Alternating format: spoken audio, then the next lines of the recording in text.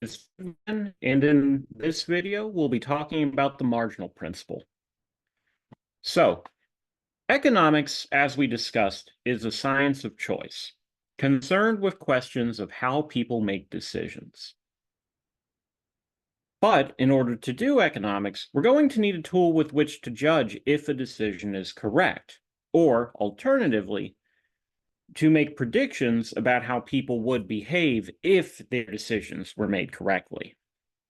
And there's two main tools that we're going to use for this: the marginal principle and opportunity cost.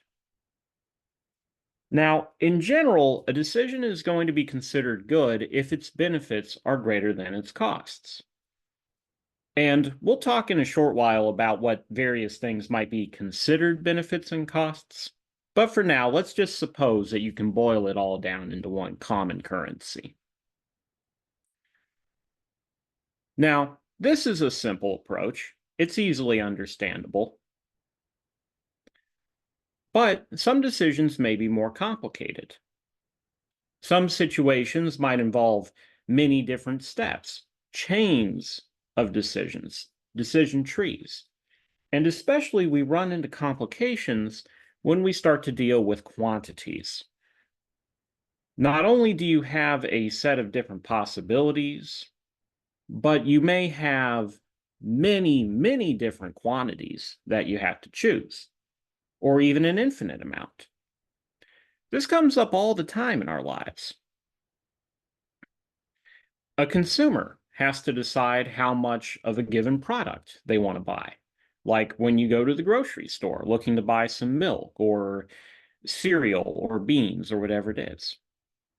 Employers have to choose how many employees to hire and how many hours to make them work. And sellers of products, stores, have to decide what prices to set. In a scenario like that, it's impractical to calculate the net benefits of every single possibility, especially when there are infinite possibilities. And so this kind of approach is going to be impractical. What the marginal principle will do is it'll shortcut this by boiling it down to one simple rule. And that rule goes as follows. If the marginal benefits are greater than the marginal costs, you should increase whatever it is you're thinking about increasing. Marginal here means thinking one step at a time. If you were considering how many gallons of milk to buy, you would be considering the benefits and costs of another gallon of milk. If you were an employer, marginal would mean thinking in terms of the benefits and costs of just one more employee. And if you were, say, a store owner, then marginal here would mean increasing the price by perhaps a penny. In any case, we simplify this down to a simple step-by-step process. You imagine increasing the activity, whatever it is, by just a slight amount and seeing, does the benefits of that outweigh the costs of that? What are the benefits and the costs of just one more? Now, why would you want to think marginally? Well, when marginal benefits are compared to marginal costs, net benefits are going to be maximized. See, because you only increase the activity when marginal benefits exceed marginal costs, you only increase net benefits.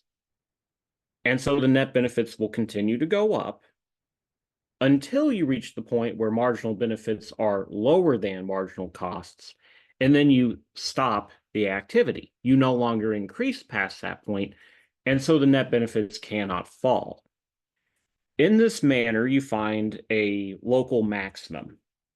For those of you who've had calculus, this should be pretty familiar. You could imagine how you would use a derivative of a function to solve for the local maximum.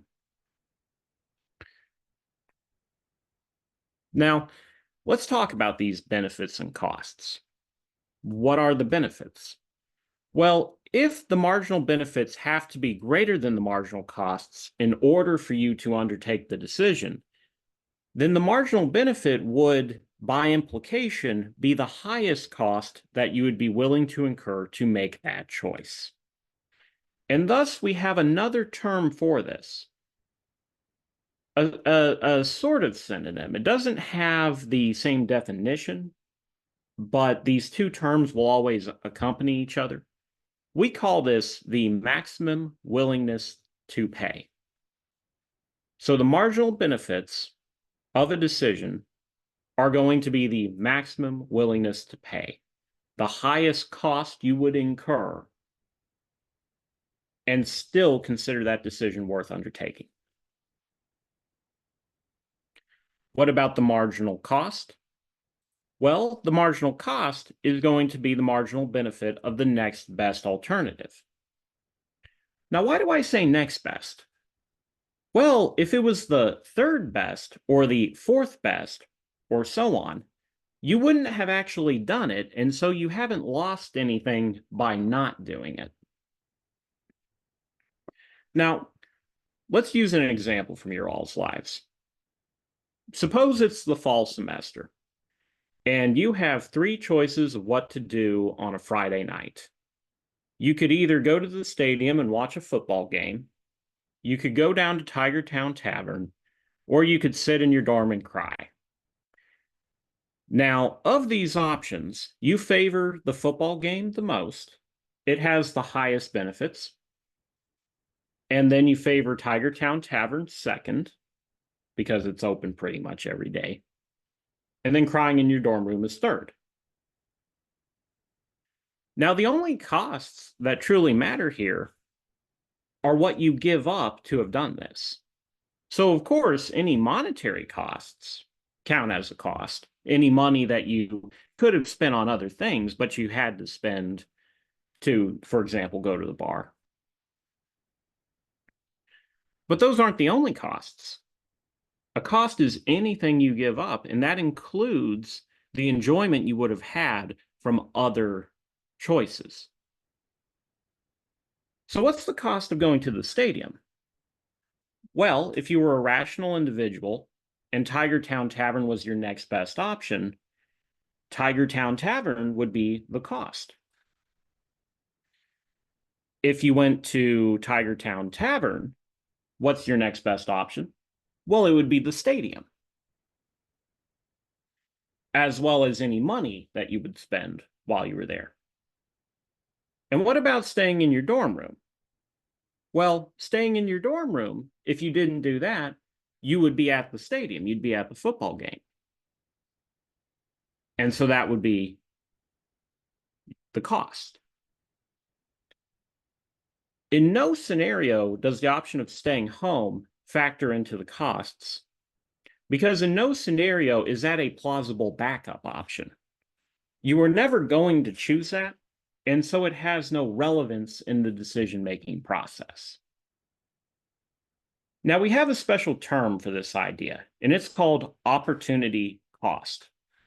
Cost that goes beyond just the financial, beyond just the monetary cost of a decision, and instead includes all of the other things that must be given up to get it, but only those which were actually credible.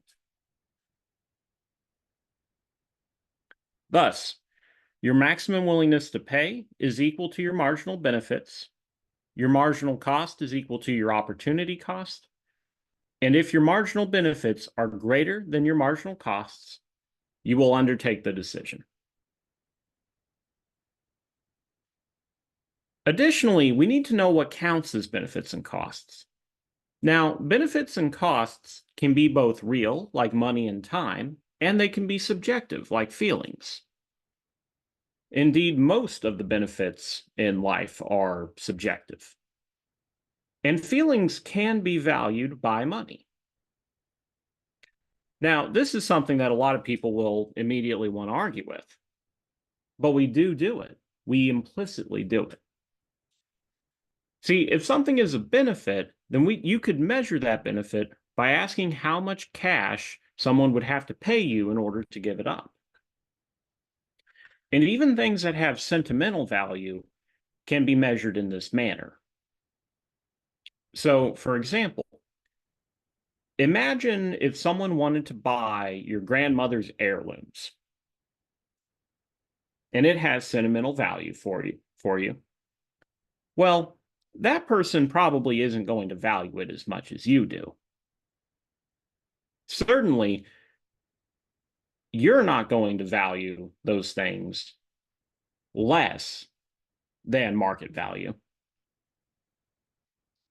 But hypothetically, if someone were to offer a large enough payment, you would be willing to sell them. And it might have to be a fantastically large amount.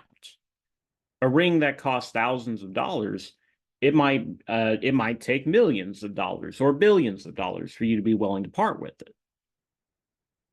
But you can always imagine some scenario in which you're destitute or desperate enough, or in which the payment is so fantastically large that the logic of it flips, that you would be willing to accept the payment. Well, in that manner, we can measure the sentimental value. It's that gap between what someone would have to pay you to give it up versus what the market price of it would be. And people do this all the time, don't they? They do it with their homes. They do it with cars and bicycles and, various souvenirs and heirlooms and, just items from their life that they charge a higher price than what it would normally be worth. Likewise, if something is a cost, we might say, well, how much would someone have to pay you in order to accept it, in order to take it on? Where I find that this comes up an awful lot is in labor markets. Decisions of what kind of job to work. See, oftentimes you'll find that if a job is dangerous, risky, or otherwise unpleasant, it tends to have extra pay. Even in communist societies, people who worked more dangerous jobs got extra hazard pay as compensation for the job being more dangerous.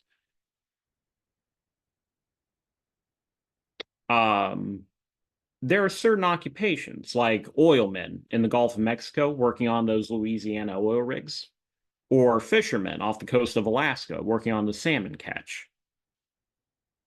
They get paid very large amounts for what is otherwise fairly, brute blue collar work. But the reason they get paid so much is that that's very dangerous work. You have very high rates of fatality in those occupations.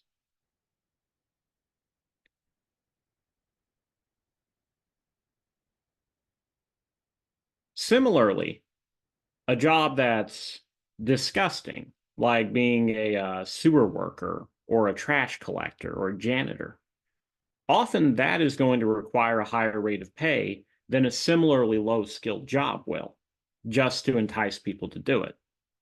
In labor markets, we call this a compensating differential. But it too reflects the subjective values of people, that some things are just less attractive. Time can likewise be valued in terms of money. See, if you're not hustling, you're not making money. Time is worth money because time's not spent working is time spent not earning wages. I'm sorry, that didn't come out very clean. Think about time spent at leisure. Now, oftentimes, people will think of that as free time. But certainly, it's free for them to use on, whatever leisure activities they like. But it's not really free in the sense of not having a cost, is it? Because there's an opportunity cost to that time.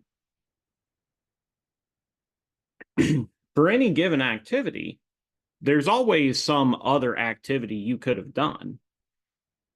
And there's always the option of working more to earn more wages. And so we can also value time in terms of money. Usually, as economists, we'll kind of cheat and we'll assume that the wage the worker earns is the value of their time. That's a big simplification. It's not very accurate, but that's one way that we'll do this. And lastly, we judge value based on what's called revealed preferences. We don't go and ask people what their benefits and costs are because we know that they're full of crap. See, most of these calculations are not done consciously. Nobody is sitting down and working it out on paper, thinking through to themselves what the benefits are of another gallon of milk, what the benefits are of another trip to Tiger Town Tavern. You do those calculations, but you do them subconsciously. And you do them more through gut feelings than you do through actual, numerical analysis.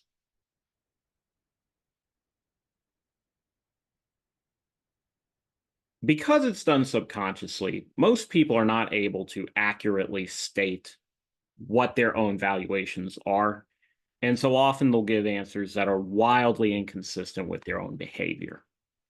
And so what we do is we judge people's valuations by what they do and not what they say. They reveal their preferences through their decisions. Now, I've got a couple examples of the marginal principle being used to help you understand this concept better. So, first one, and this is a real problem. I actually sat down and calculated it out one day. Every time I go home, so I think I told y'all, I'm from Tennessee, Pleasant Hill, Tennessee specifically. And every time I go home, I have a choice of whether to go through Murphy, North Carolina, or through Knoxville. And if I go through Murphy, I know that I'm going to take 5 hours. It's a very mountainous, curvy road, but it's also much more straight, like in the sense of, going as the crow flies. And I'm going to burn 225 miles, or sorry, I'm going to drive 225 miles, burning at my mileage 11.25 gallons of gas. And if I go through Murphy, I like to eat at Captain D's, which costs me about $13.25. Now, on the other hand, if I go through Knoxville, I save about half an hour because it's along the interstate. It's a much faster road, much higher speed, but it's also a much less direct route. And so I end up driving 270 miles, which burns 13 gallons of gas. And if I go through Knoxville, I'm going to eat at Fazoli's for about $17.15. Now, gasoline I know is worth $3.20 a gallon. And entry-level unskilled labor is paying about $15 an hour now in most places. So how am I going to solve this problem? I give you a moment to think about it.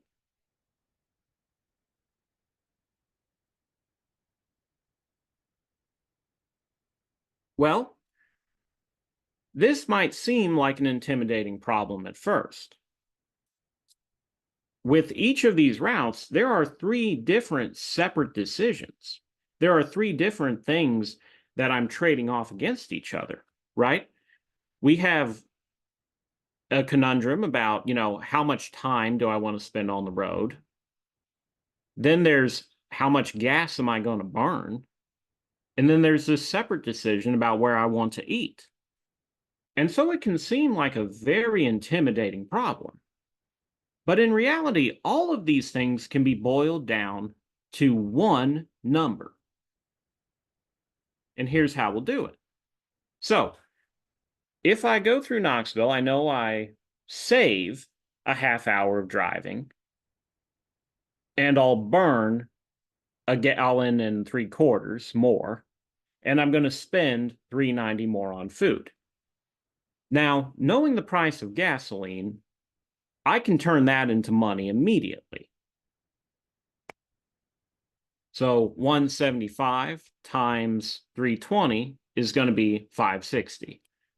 I also know that I'm going to spend more on food going through Knoxville, and so I can add the 390 and the 560.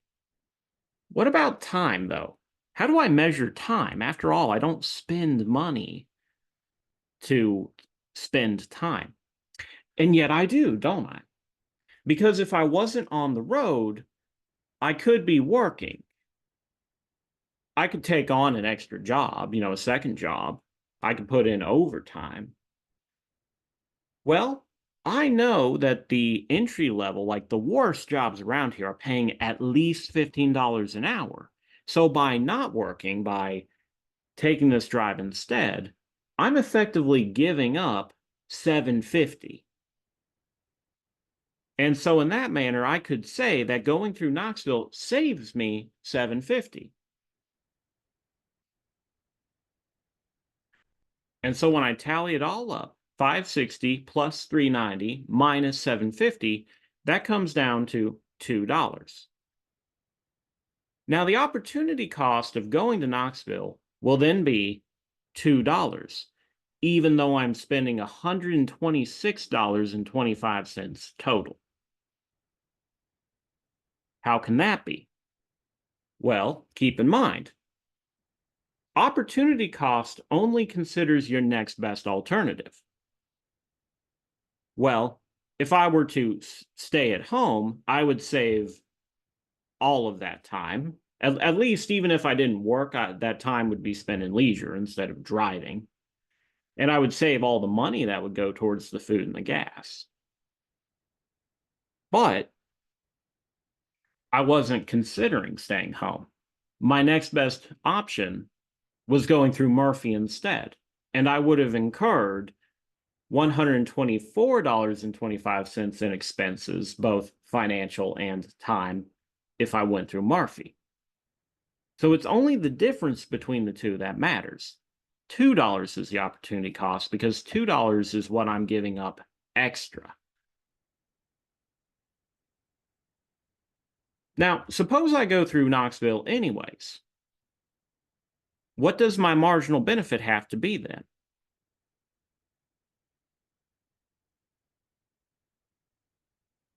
At least $2 by revealed preference. And if they were to build a Fazoli's in Clemson, and let's suppose that in reality, of course, there's, other differences like different scenery along the drives, but let's suppose for the sake of the problem that the only difference to me between the two routes is the restaurants. If they built a Fazoli's in Clemson, how much would I be willing to pay for the same meal there?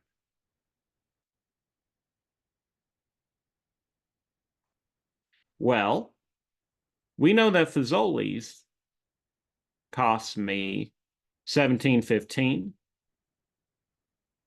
And we know that I'm willing to incur an extra $2 to go through Knoxville just to eat at Fazoli's. So by revealed preference, the marginal benefits of eating at Fazoli's must be at least $19.15. $17.15 plus that too. This is a real problem I did. Now, in reality, I'll drive through different ways at, different times, right? Because scenery does make a difference. And I don't want to look at the same stuff all the time. But if you were to ask me, how much do you think you would pay maximum to eat at Fazoli's? I wouldn't know. I wouldn't have a clue. But just by looking at the decisions that I actually make, I can narrow down a specific number. Usually this kind of approach, it's not going to tell you a specific number, but it'll give you a maximum or a minimum. You might get some kind of range out of it. Now, another example. I know this one's outdated already, but I don't care enough to make a new one. So suppose you and the lads are going to watch Barbenheimer, and you've paid for both tickets in advance, $13.50 each. And Barbie was amazing. But now you're so hyped up you couldn't enjoy 3 hours of Oppenheimer. You'd get nothing out of it. You just want to watch Barbie again. So, do you go to Oppenheimer just because you already paid for it?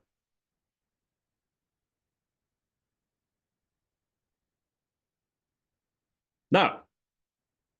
See, let's apply our marginal principle here. Now, with this marginal principle, we're only thinking ahead, right? We're thinking one step at a time. We're looking ahead, not backwards.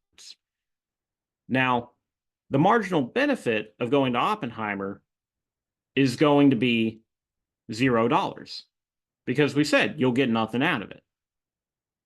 But the marginal cost is at least $13.50. Well, how so? A second Barbie ticket, your opportunity cost, is at least $13.50. You know that you're going to have to give up $13.50 just to buy the ticket. And if you're willing to buy the ticket, then clearly your benefits of going to see Barbie again are even higher than that. So your opportunity cost is at least $13.50. And thus the total, if you were to go to Oppenheimer, would be $13.50 minus 27. So you'd be $13.50 in the hole. Your total value, if you went to Barbie twice, would be some positive number.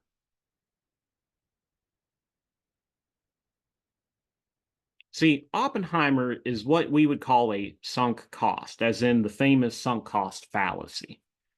The cost isn't marginal. You would incur it either way.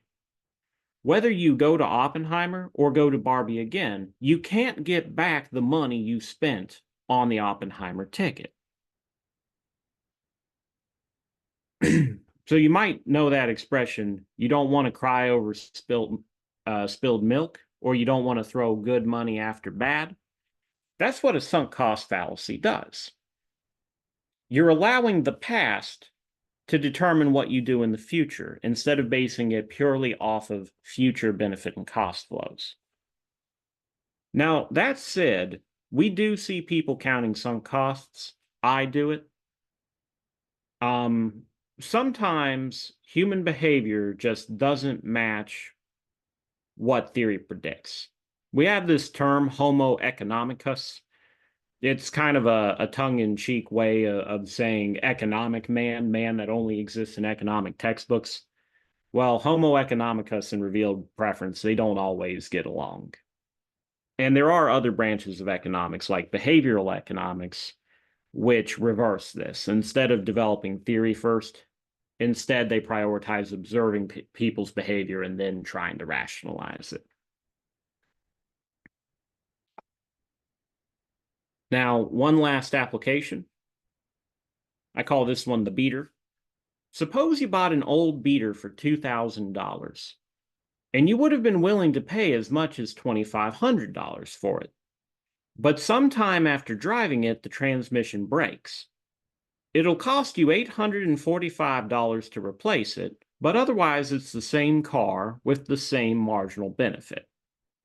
That if the car were restored, you would value it just as much as you did before. So do you repair it?